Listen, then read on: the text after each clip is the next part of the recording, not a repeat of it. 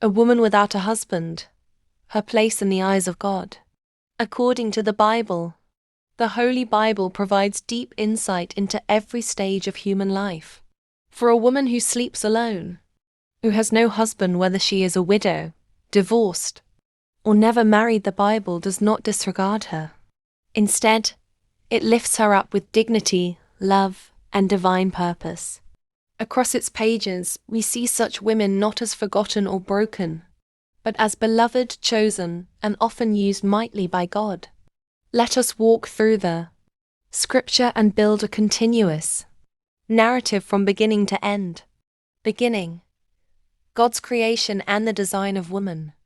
In the book of Genesis, when God created Adam, he said, Genesis 2:18, "It is not good that the man should be alone. I will make him a helper fit for him." This shows that woman was created as a precious counterpart to man. However, the Bible never says that a woman is incomplete without a man.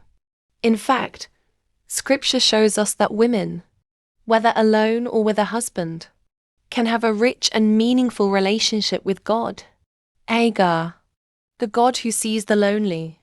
In Genesis, we meet Hagar, a servant woman who runs away into the wilderness alone, pregnant, rejected, and afraid. But then something miraculous happens. Genesis 16:7-13. The angel of the Lord found her by a spring of water in the wilderness, and she called the name of the Lord who spoke to her. "You are a God of seeing." Hagar becomes the first person in the Bible to name God. El-Awai, the God who sees me. This is the message to every woman who lies awake at night with no one beside her. God sees you. The widow of Nain, Jesus moved by a lonely woman's tears. In Luke's Gospel, Jesus meets a funeral procession. A widow is burying her only son. She is not just alone in the world, she is shattered. Luke 7:11-15. When the Lord saw her, he had compassion on her and said to her, "Do not weep." Then he came and touched the bier. "Young man, I say to you, arise." And the dead man sat up. Jesus was moved not by power or ritual, but by a lonely woman's tears. Her loneliness stirred the heart of the Son of God. Ruth, a widow's faith and the path to God's purpose. Ruth was a young Moabite widow. She had every reason to return to her home, find another man, and start over. But instead, she clung to her mother-in-law Naomi and to Naomi's God. Ruth 1:16. "Where you go, I will go. Your God will be my God." Ruth's decision, though she was alone and uncertain, led to one of the greatest blessings in the Bible. She became the great-grandmother of King David, and part of the genealogy of Jesus Christ. Her loneliness was not the end. It was the doorway to divine destiny. The women who walked with Jesus. In Luke 8, we read that many women followed Jesus and supported his ministry. Some were widows, some unmarried, some rejected by society. Luke 8:2-3. Mary Magdalene, Joanna, Susanna, and many others who provided for them out of their means. These women had no husband next to them, but they had Jesus beside them, and they used their lives for his glory. Paul's teaching. Singleness can be a gift. The Apostle Paul, writing with spiritual wisdom, speaks directly to unmarried and widowed women. 1 Corinthians 7-8. To the unmarried and the widows I say, it is good for them to remain single, as I am. Paul emphasizes that singleness is not a curse, it can be a calling.